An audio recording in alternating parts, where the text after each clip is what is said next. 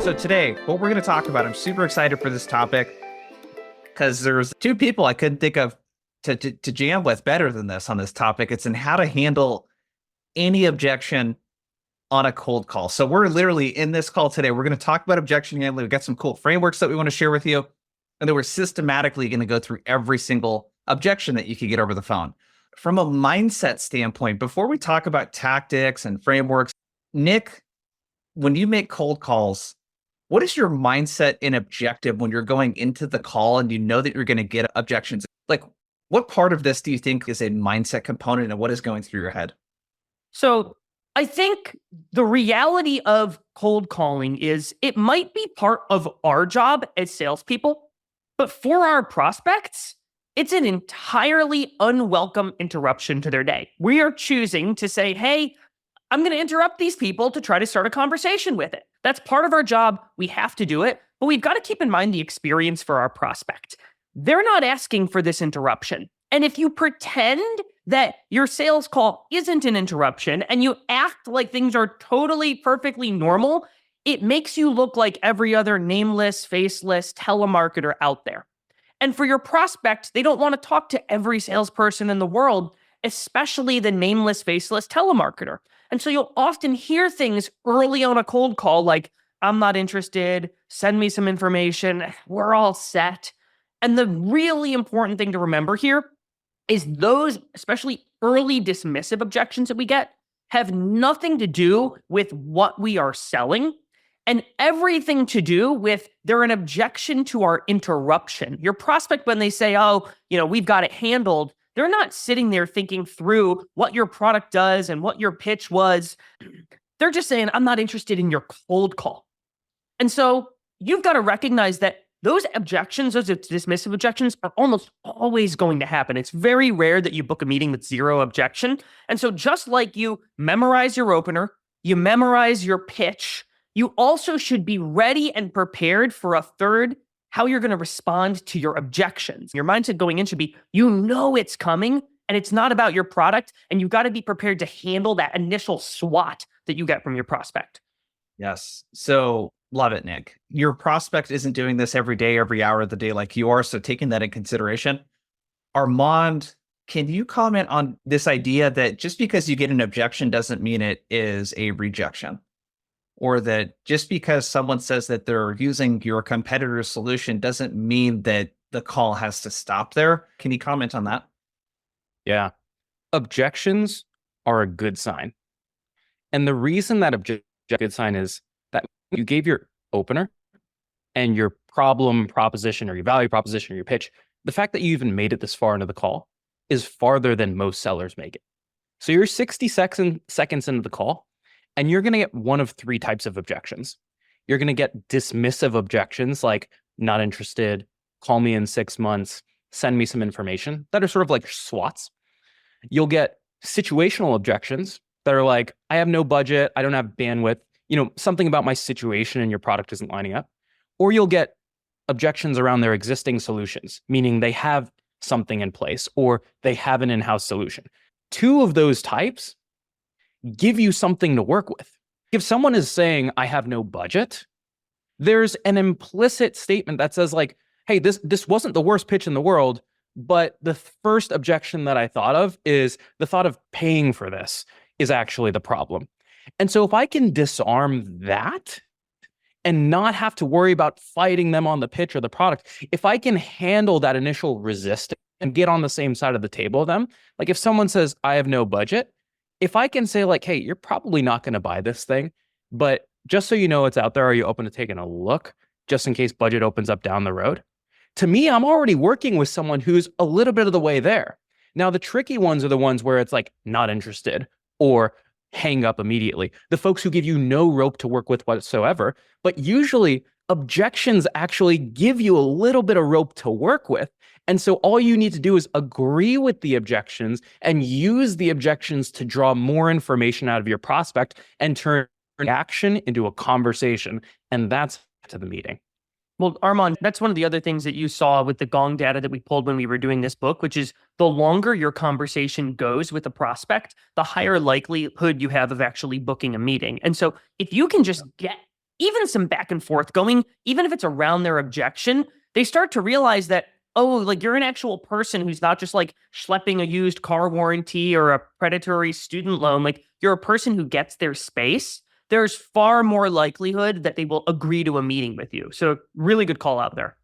The thing that before we get into the Mr. Miyagi framework that I want to share is the objective when you're objection handling is not to handle the objection. The objective when you're objection handling is genuine dialogue.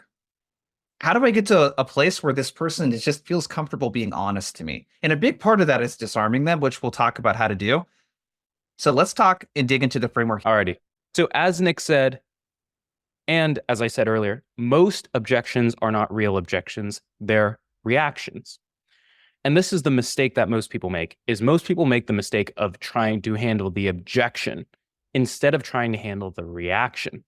To my point earlier, usually their reaction actually gives you something a little bit to work with.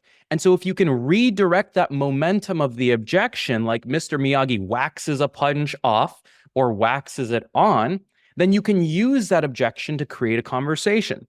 So there are 3 steps to the Miyagi method. The first step is you want to agree with the objection.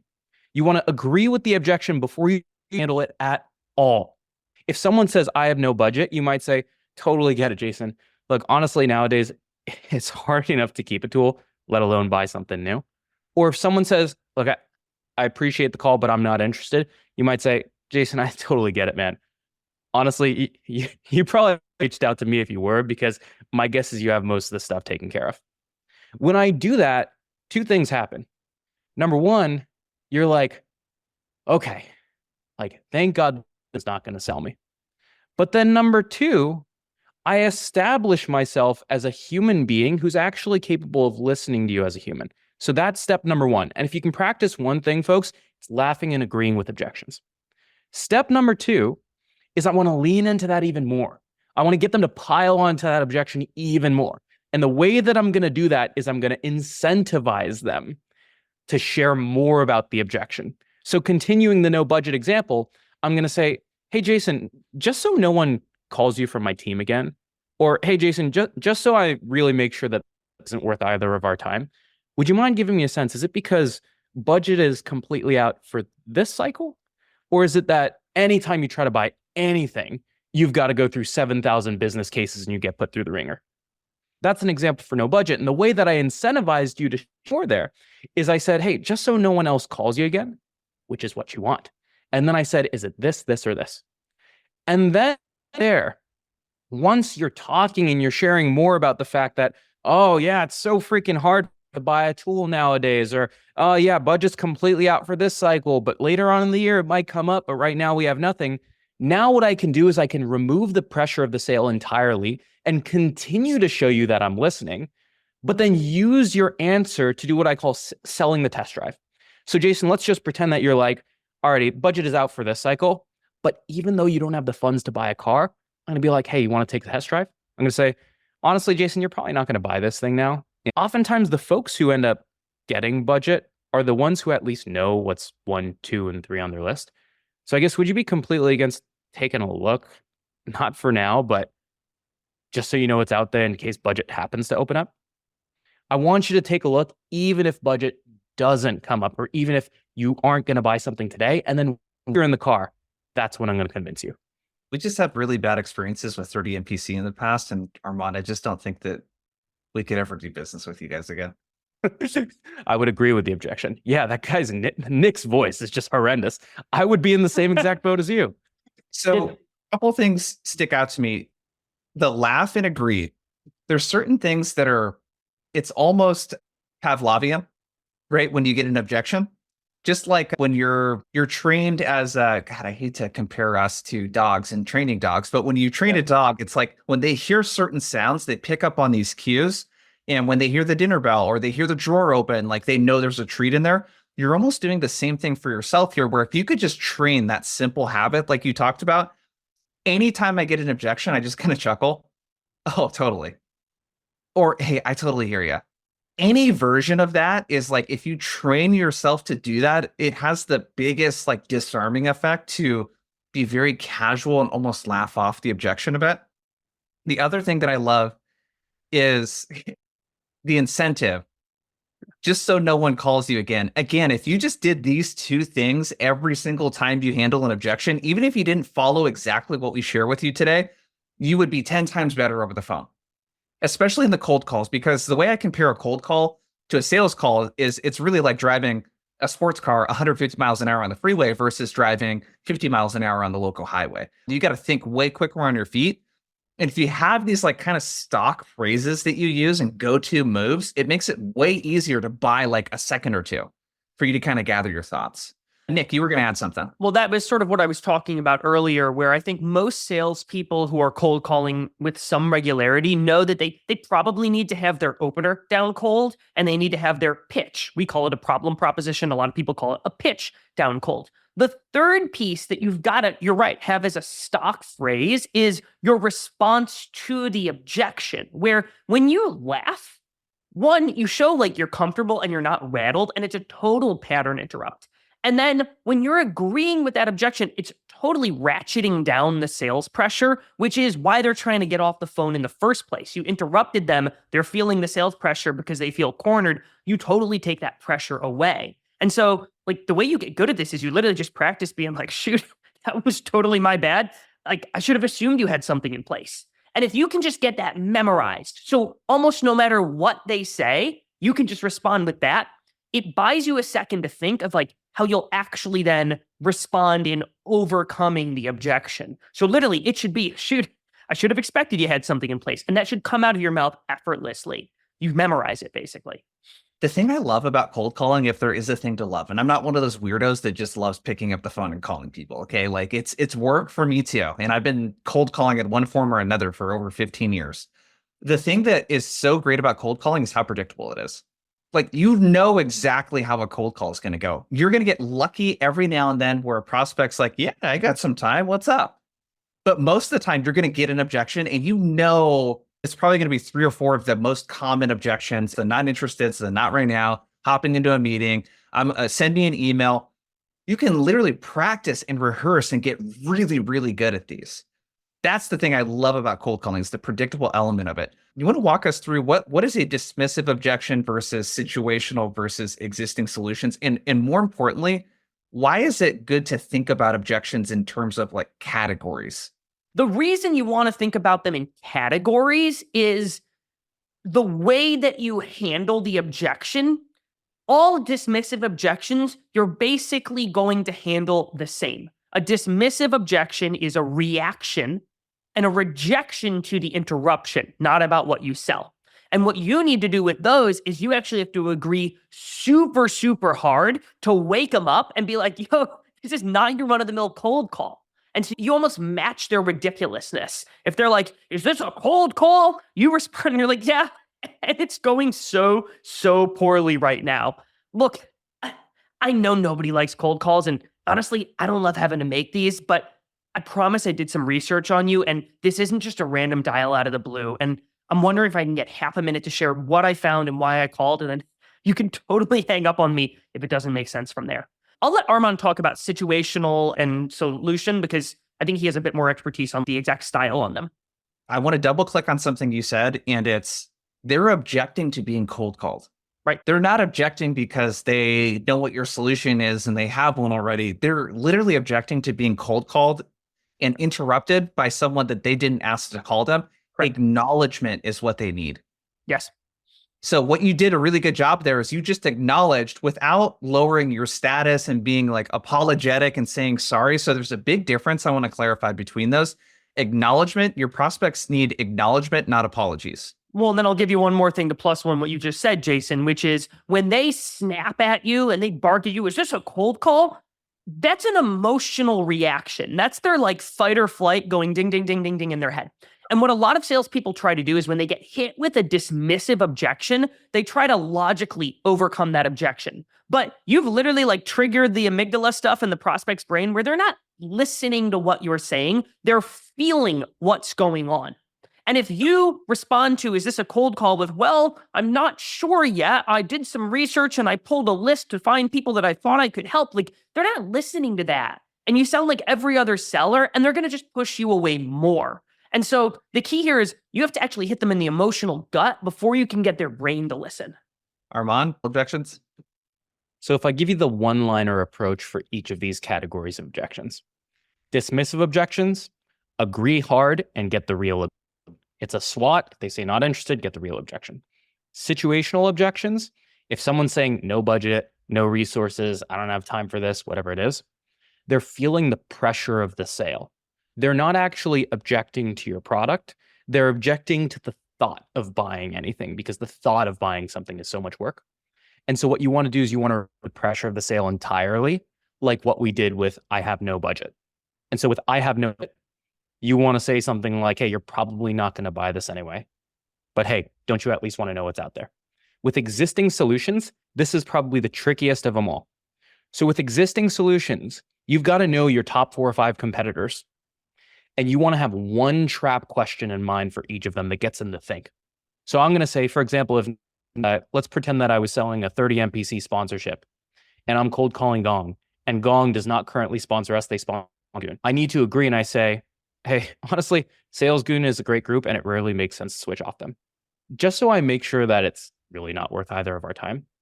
I'm curious, how do you go about tracking who's actually listening to their podcast? Is it this, or this? What I want to do is I want to ask one trap question that pokes a hole in their existing solution. Or when I was selling Pave, so we sold a compensation solution and other solutions could integrate with a customer's HR systems. And so the trap question that I would ask is I would be like, hey, it probably doesn't make sense for you to switch compensation planners now that you have one. Just so I make sure that no one else calls you. I'm curious, how do you go about making sure that the data from your HRIS and your equity systems matches what's inside of your compensation planner? And so by asking a trap question, you poke a hole in their existing solution that gets them to think, and also you demonstrate industry expertise. That's how you handle dismissive, situational, and existing solutions. Let's get to the good stuff, you guys. So I figured what we could do here to have a little bit of fun is I can just lob the objection towards one of you guys. And then if I have a different take on it, I'm happy to kind of role play that and share it as well. So dismissive objections. These are the ones that, to Armand's point earlier, what I love is you had like a little kind of cheat sheet kind of way to think about what you need to do. You need to agree really hard and get the real objection. Nick, not interested, man. Appreciate the call, though. You're all good, Jason. You know what? I should have figured that you would have had something in place. Hey, just so nobody from my team bugs you again, is it that you already know what we do and this just like isn't a priority right now? Or is it that I just called you at the worst possible time and you're not a huge fan of cold calls and it's totally fine if it's that last one? Now what you'll give me is you'll give me one of two.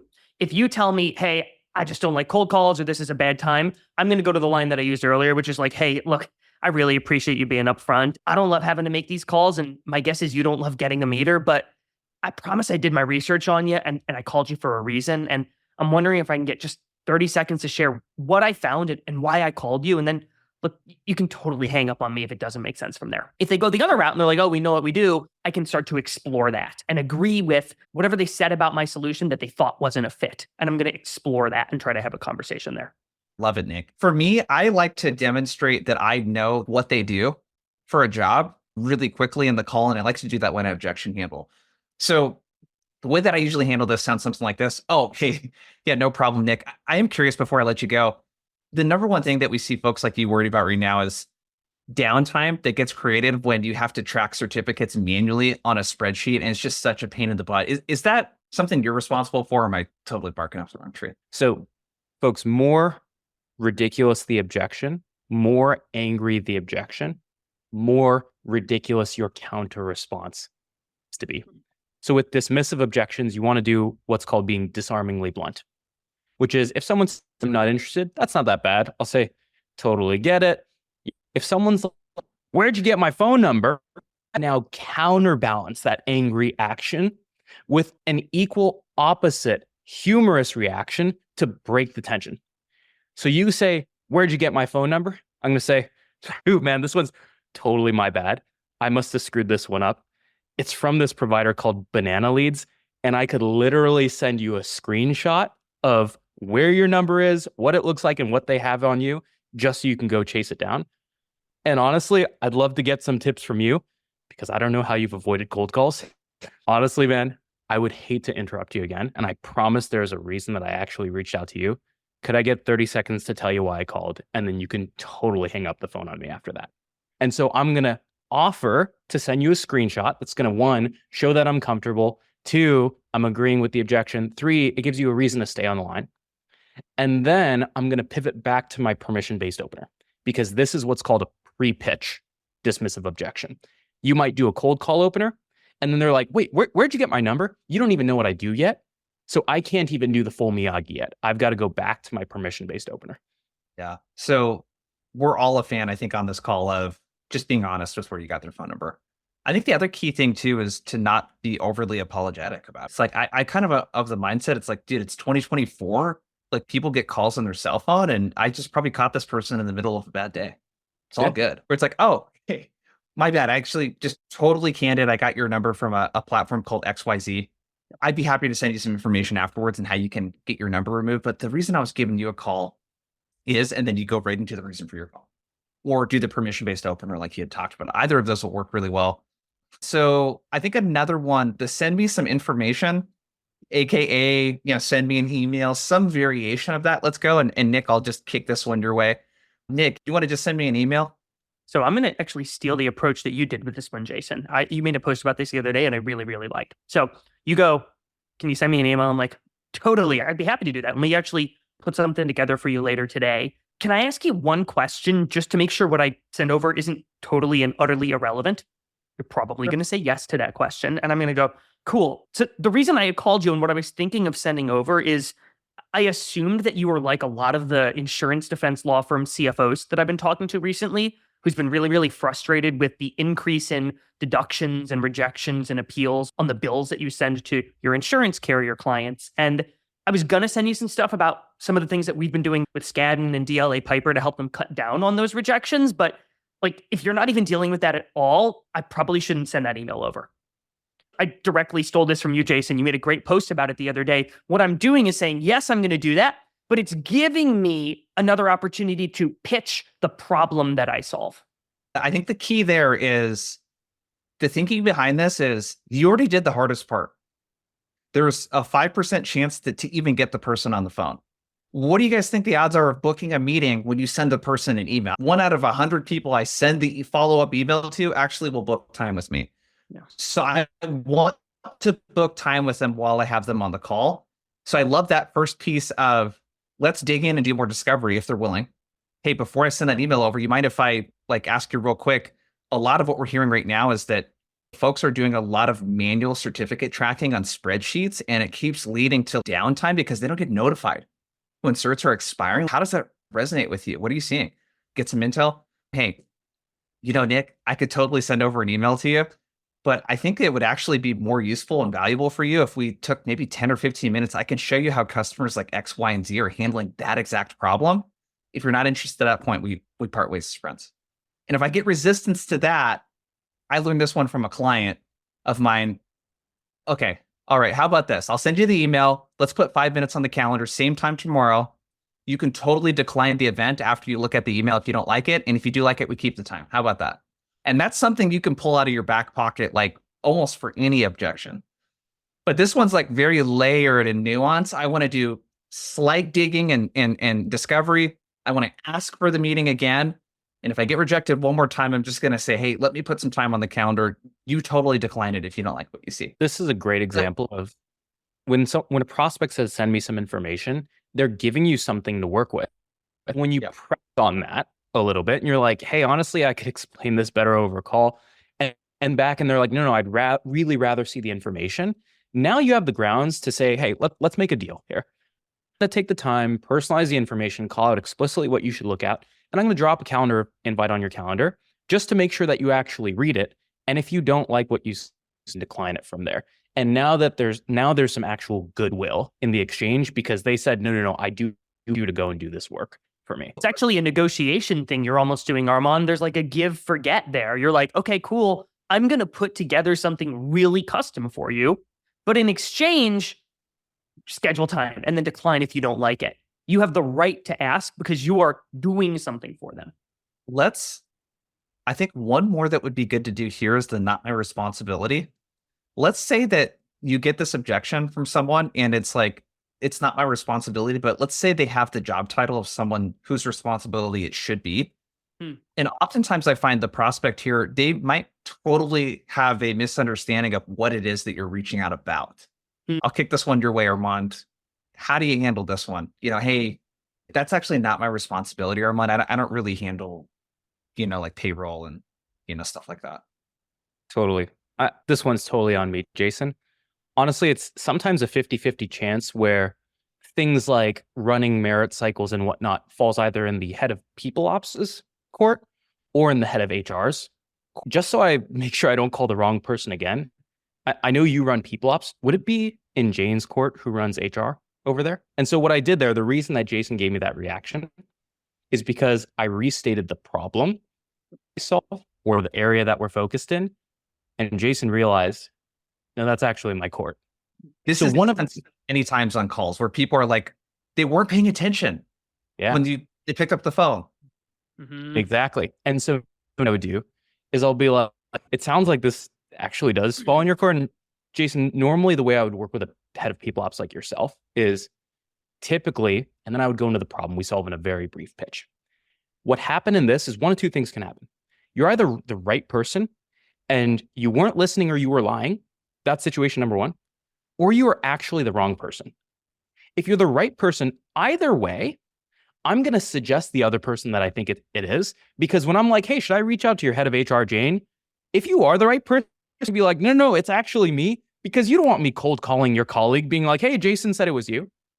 And so if you are the right person, you're going to raise my hand. You're going to tell me when I call out the other person that I plan to call anyway. If it is the wrong person and it's actually in Jane's court, it's not in your court, at that point, I'm going to ask for the referral. But I'm not going to ask you to send the referral email because I usually find that prospects never want to send a referral email. A lot of reps will try to go for the referral and be like, Jason, would you be comfortable making an introduction or forwarding a blurb over to Jane? Jason's not going to do that. I cold called him 15 seconds ago. Instead, I'm going to say, hey, I was going to reach out to Jane anyways. Could I ask you for a ridiculous favor here? You say, yes, it's a ridiculous favor. And I'll be like, would you be completely against me mentioning that we spoke just so she knows I'm not coming completely out of the blue? And so I'm going to tell you that I'm already going there. Would you mind letting me just let her know that you spoke already? And almost always you'll get a yes to that. And then I'll send an email to Jane that says, spoke with Jason. Almost always gets a reply.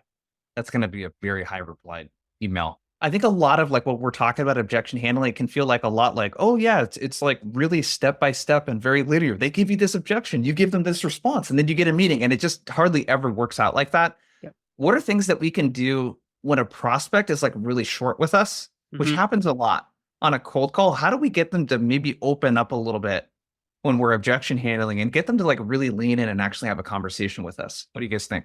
Follow the objection. Ask questions about the objection that they gave you. They didn't have budget. Is it that there's no budget right now, or indefinitely there's no budget? What you're trying to do here is show them that you're actually wanting to understand the objection that they gave them and that you're pulling the sales pressure down. You're pulling the sales pressure away. So instead of trying to ask them questions that box them in a corner, well, what are you not interested in, Jason? Instead, be like, oh, your objection is the truth. Tell me more about it, just so nobody bugs you again. And if you keep asking them questions about their understanding, you're almost playing dead in a way where it's like, oh, okay, you're not interested? Totally good. I should have figured that. Hey, just so we don't bug you again, give me more about that. You're not the right person. Tell me more about that. Is it actually this person over here? So if you don't have a script, which you might not want to be following a script because there's a million objections you should get, the framework is agree with their objection. Should have figured you had something in place, or should have figured you'd be all set is a very generic one you could use. And then just ask them questions about what they had rejected you on. And that's how you can start to get more. To the point of if they're short, Armand talks about this a lot. If they're ridiculous or very short with you, you've got to really open up and be like, I'm so sorry. I'm getting the sense that you're not crazy about people calling your cell. And I should have assumed that. Look, I got it from a database called Banana Leads, and I'm happy to send you a screenshot of where you can actually get your number removed. I'm going to be honest here. I did some research for this call, and this isn't like a random spam dial. And I'm wondering if I can get just like half a minute to tell you why I called. Like, again, show them that you're a person, not a nameless, faceless spam dialer, because I think most of the folks here are not. That's so much of this is, again, the objective, to go back to the beginning, is not to handle the objection. It's to humanize yourself and have genuine dialogue. And if you like break outside of the script for a second and just have like that, like, hey, I can tell like you're really not picking up what I'm putting down here, which is understandable because I called you in the middle of your day. Like, do you want to level with me real quick? Like, is XYZ a challenge that you're running across, or am I just totally barking up the wrong tree? Yeah. Somebody hangs up on you, right? You call them and you say, hey, Armand, you give him your permission-based opener, and he barks back, oh, I can't talk right now. I'm crazy busy preparing for a big meeting. Click. A lot of salespeople think the right thing to do is to immediately call Armand back and be like, hey, I think we got disconnected. That doesn't work. Like, tell me in the chat, folks, if like Armand's like, oh yeah, we must have gotten disconnected. Let me hear out your pitch now. Like, they just hung up on you. That's not going to work. So they hang up on me. What I want to write down is the specific words that they said right before they hung up, the date and the time.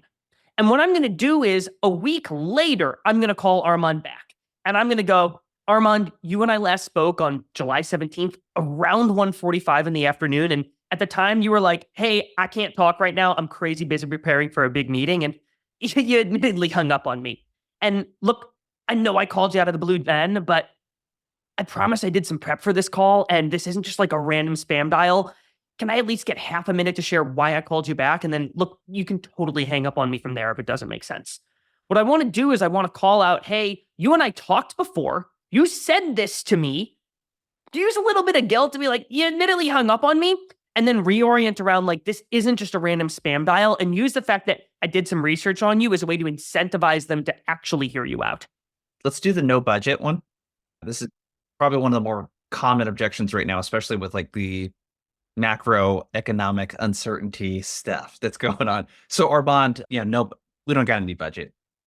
Totally, man. Look, it's hard enough to keep budget, let alone add something new. And so, look, I would hate for anyone else on my team to bug you. So just so no one calls you again, would you mind giving me a sense? Is it because budget for this cycle is out, or is it that any spend whatsoever requires you to do a triple backflip? I mean, it's a lot of work to bring in a new, payroll and compensation solution. Yeah. And we just sort of spent our budget for the year too. So. Oh, that's good. At least you had some budget to spend. So look, knowing that you already spent all of your budget, Jason, I'm going to be honest. I don't know if you're going to be able to buy this thing, if you're going to want to buy this thing, but every once in a while, in the off chance that budget does open up in the org, it's you folks who know what's like 1, 2, and 3 on their list that end up getting it.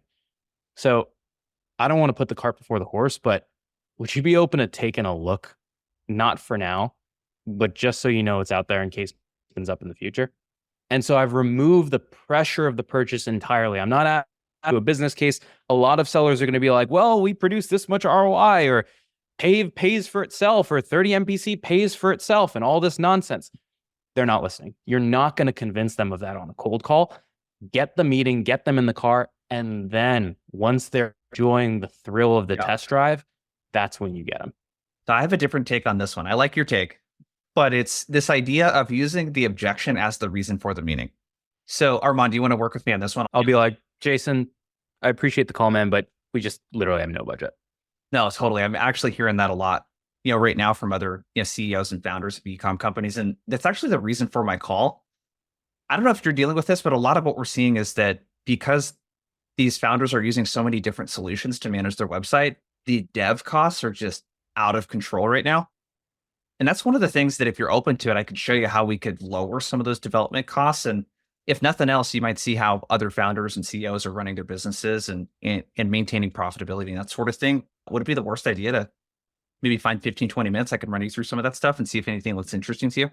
Nice.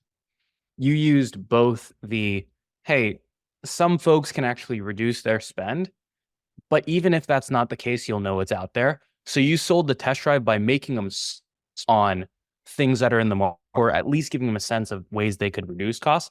So even if they don't buy the car, they're off after they meet with you than before. Yes.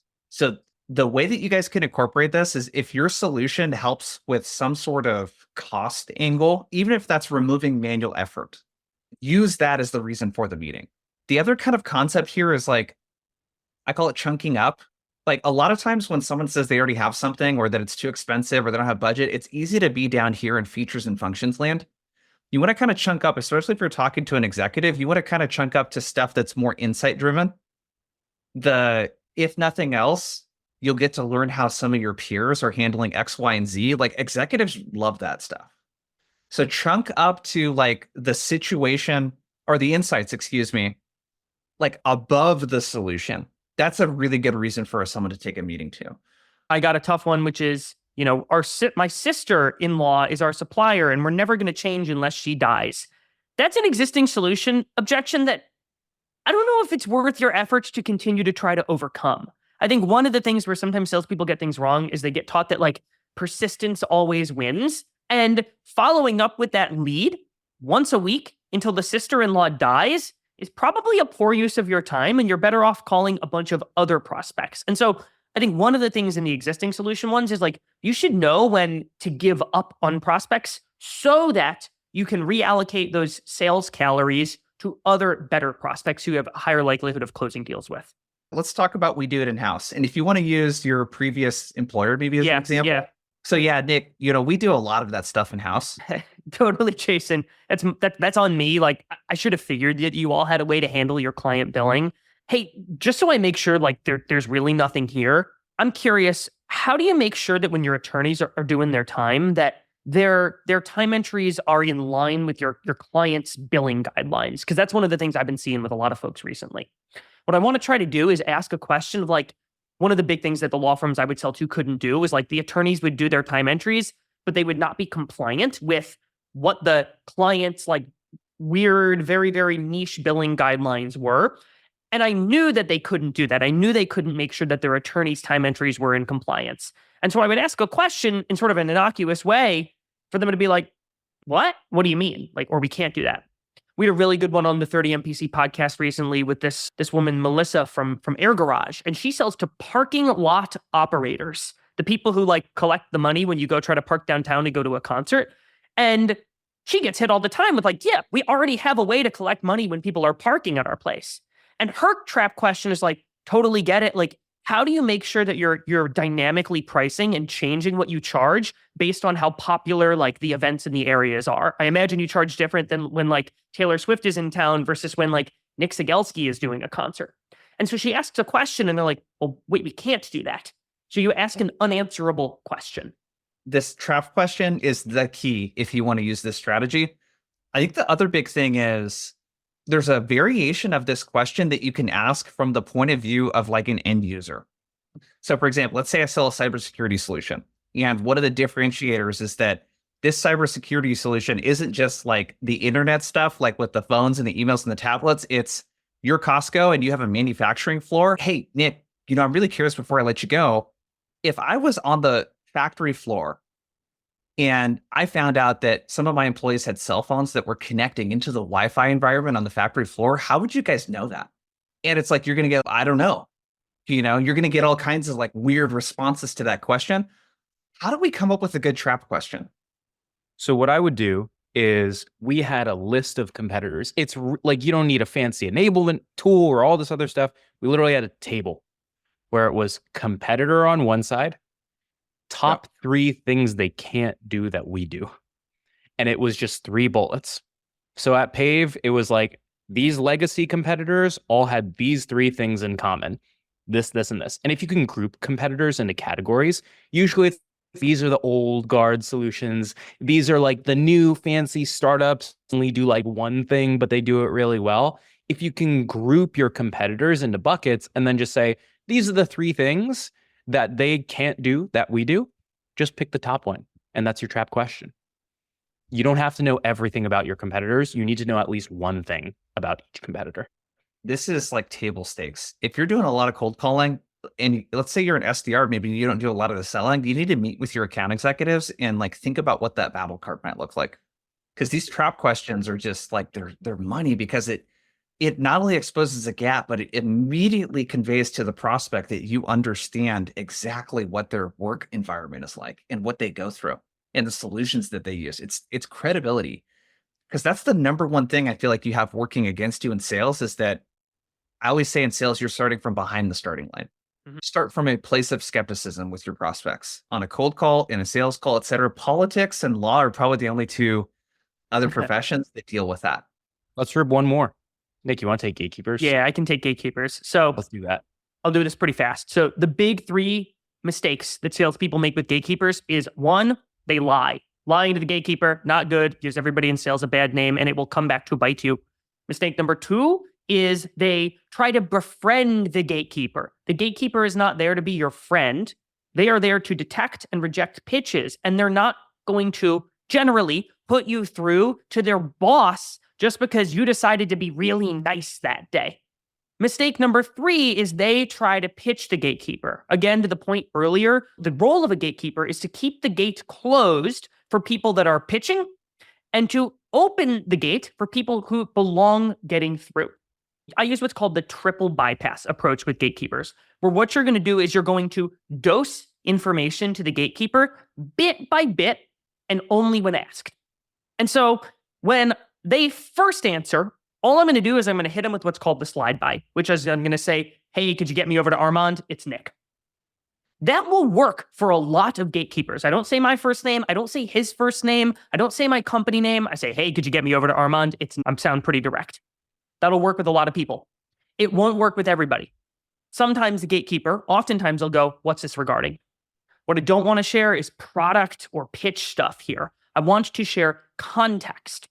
So I might say something like, yeah, I actually work with a couple other scanning partners in the LA office. Would you mind letting them know it's Nick Cegelski? Or I might say, it's around the office you all are opening in Tacoma. Would you mind letting them know it's Nick Cegelski? That might be the trigger, the piece of research for why I called. I'm giving a piece of context, the trigger for my call, or the fact that I work with other people like them. If that doesn't work, and it will some of the time, I'm going to share some social proof. I'm not going to lead with, oh yeah, it's Northwestern Mutual. I'm going to say something like, yeah, we work with a couple other partners in the office, helping them with their tax planning, amongst other things. It's Northwestern Mutual. I actually sent Armand a note the other day. Would you mind letting him know it's Nick? I'm also finishing each of those statements with a question to keep the pressure on them to get me to my destination, not to open the door for them to be asking me questions. Nick, Armand, awesome to jam with you guys as usual. That's all we got. Thank you, everyone.